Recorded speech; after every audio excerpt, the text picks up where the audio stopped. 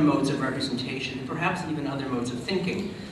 As Bernard Schumi says, architecture is a form of knowledge transposed into architecture as a knowledge of form. My interest in this ongoing collaboration with Renan, for lack of a better term, was in the, quote, programmatic possibilities of this new stuff, and how new forms imply new programs via new modes of embodiment. And I like to think that some progress has been made in 2000, since 2001, and not just an increase in the computational capacity of the designers, but sometimes late at night I'm not so sure. I took the here's some more of the work that you've sort of put together over the years. Late at night, last night I put together sort of a rough napkin sketch. I'm sort of curious to understand for myself exactly how much of this change, what is the increase in the computational capacity of the average X-Lab student. In 2001, an average processor, the Itanium Merced, worked at about 3.2 gigaflops, or billions of floating point operations per second. Which I figured out, if you figure it 600,000 seconds per week, works out to about 9 million seconds per semester. So we have that many gigaflops per semester, which I think is probably a new unit of analysis. Today, the average processor works at 38 gigaflops, which is a ratio of roughly 12 to 1. Which means that today's student can do in one day what a student in 2001 did in 12. I like to think that the difference between the work on the right and the work on the left has more to do than just the increase in the capacity to produce intricacy, perhaps. When faced with hard questions such as these, I looked at television.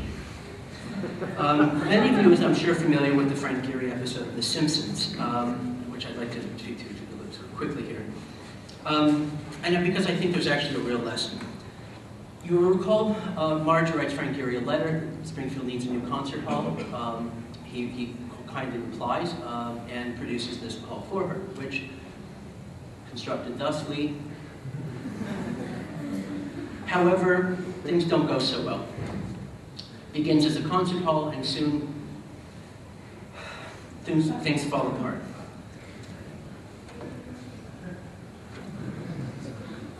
Now, other than the addition of a chain link fence perimeter, there are no critical transformations necessary to let the building move from one to the other, from a high cultural concert hall to the post-bubble control machine of the Springfield nuclear power prison complex.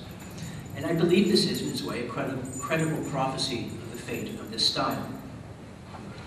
Post-Bilbao, we saw the unfortunate enrollment of architecture in the service of a delusional speculative capital, and of a globular convolution, involution, and continuous surface geometries as perhaps the signature style of this culture of the cancerous faux luxury. Is it the fate of the blob to be forgotten as the look and feel of bubble culture? I am interested in investing the question to determine that, in fact, the answer should be no. But what has happened? Let's recap. You may remember this commercial for Dassault. Their work here, architecture is their thing. Now we move this over here. See, oh no, I can't just ask allergies. I cannot stand the clients. No, we can move this. What if I did that? We move this around. Wait a minute. Oh, see, flow, circulation, flow, always good. We stop it, we move it up here. Oh, hey, what are they doing? Okay, we can figure it out. See, we move this.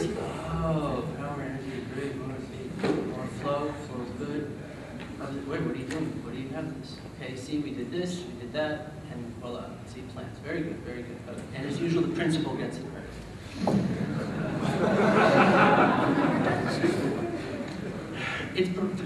Architecture is perhaps the wrong metaphor for architecture. Right? Well, so today, 2009, this project we see here just lost its funding.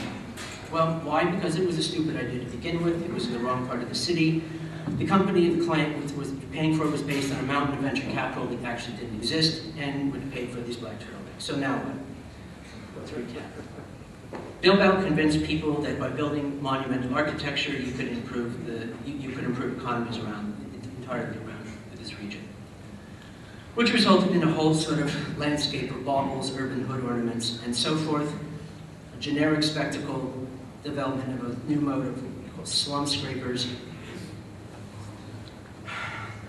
perhaps represented iconically by the now burned out CCTV building on the one hand, and very unfortunate, hopefully embarrassing to everyone involved, a work of this sort. The question then I think we have to ask ourselves really was the last 10 years a waste of time? Was it a failure? I think not. Nevertheless, so I think not. I think not because I think the transformation from a rectilinear mode of architecture to more natural forms is going to be at least a 100-year arc. A 100-year arc in the emergence of computational media and the representation of potential objects. Come back in the year 2089 and let's see what the practicality of involute biomorphic forms is. And I think we'll see that what we today call program was itself reinvented along with it for the ride. I believe that it will take 100 years, not only because of the computing power necessary, but because of the pace of change in how societies and cultures' comprehension of their own embodiment of the world changes, and change that will emerge along with new architectural forms. It's about, then, a new kind of flesh. It's about the emergence of new modes of flesh, both organic and inorganic, genomic, genetic, tissue culture and robotics, prosthetics, neuronal computing and modeling. Flesh is now redesignable in ways that it was never before. Hernan, I will use him as an example, says what he means when he says he's interested in a horrific, grotesque, and immolation, an architecture, in essence, for post-genomic bodies. These are not arbitrary, but in fact highly tuned instruments. Think of the dead ringers, the gynecological instruments for mutant women. These are highly specialized. The functionality that emerges from an obsession of function, a function that doesn't exist yet, however. A play between the animality and the vegetism that in fact might emerge from this, but in our relations to it. My interest was and is with Hernan, for lack of a better term, is to say in the programmatic possibilities and how the new programs imply in themselves a new mode of embodiment. But what do I mean by program here? This is really getting to the top. Program is, we think, the engagement with the body, how it is that architecture is able to accommodate the way in which bodies cyclically employ the use of this space. The traditional mode of the representation of program within this itself is with the plan. A plan, essentially, programs understood as a functional partitioning and zonal structure of space. It's a picture, then, with the partitions, but in this picture of the floor. Program is a function of where your feet are. The point in which you touch the architecture is your feet. Well, program is not on the floor. Instead, program exists in all surfaces. And this is in part why the potential of Maya to redesign the capacity of the way flesh works in architecture is, in fact, I think, so important.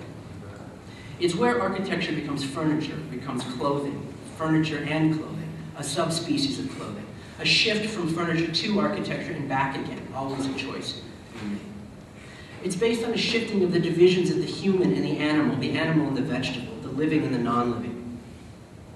Agamben notes that anthropology is based on the separation of the human and animal and in the inversion, then, of furniture and architecture back into each other. Body into building and building back into body, a separation that is inverted and undone.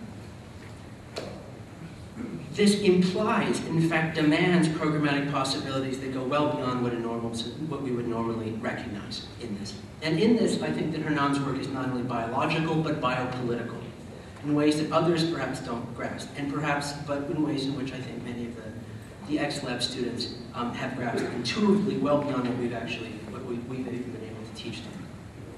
Hernan's work, once mass-produced, once stamped out like sunglasses, is meant to be touched and absorbed into the regular reality of everyday biology. Like a flower, it will wither and melt, but that's part of the beauty of its moment of bloom. Unlike the work of, and I'll pick on them because they're not here, Mark Gage or Ali Rahim, whose work is really best when clinically unexposed to germs and flesh. Hernan's work is meant to be sat on, climbed on, bitten, gummed, licked, hugged, and mounted. It is at home in the Merleau-Pontin phenomenology of embodiment, not because it creates a sacred shell for God's Vitruvian creation, a la Stephen Hall, but because it itself is a body,